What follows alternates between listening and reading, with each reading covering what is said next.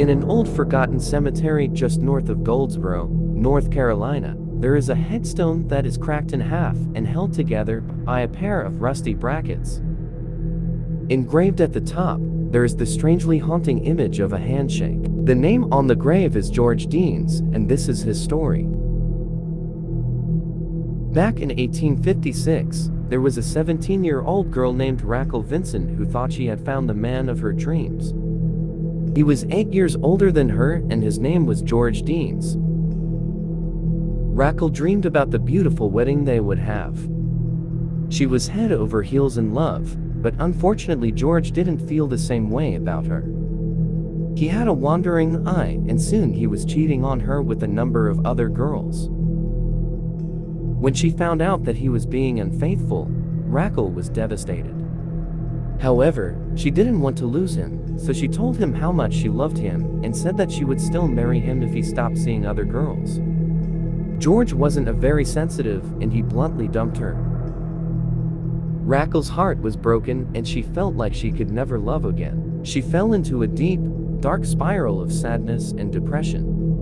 Within weeks, her uncontrollable grief made her sick. She came down with a fever, and her body grew weaker and weaker. She had lost the will to live.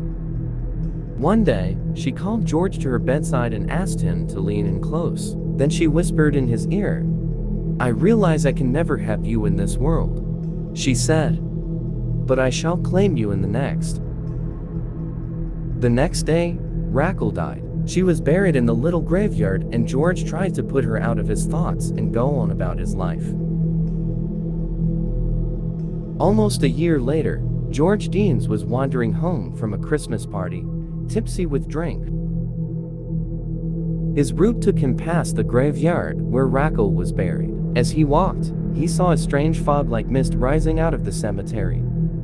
It came floating towards him over the headstones and gradually formed into the ghostly figure of a woman. George started shaking and staggered backward as he recognized Raquel's face. He was so frightened that he was unable to run as the ghostly apparition came closer and closer. Suddenly, it reached out and grabbed his hand. Its touch was icy cold, colder than death. Then, in an instant, the apparition vanished. George was found wandering aimlessly down the road. He seemed to be in a daze, and his right hand hung limp by his side. It was frozen solid.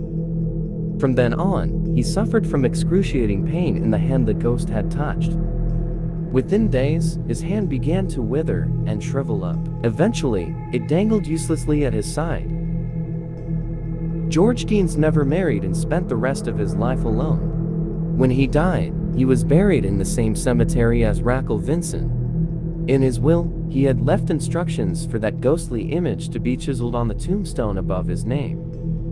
To hands eternally clasped in an ice-cold handshake.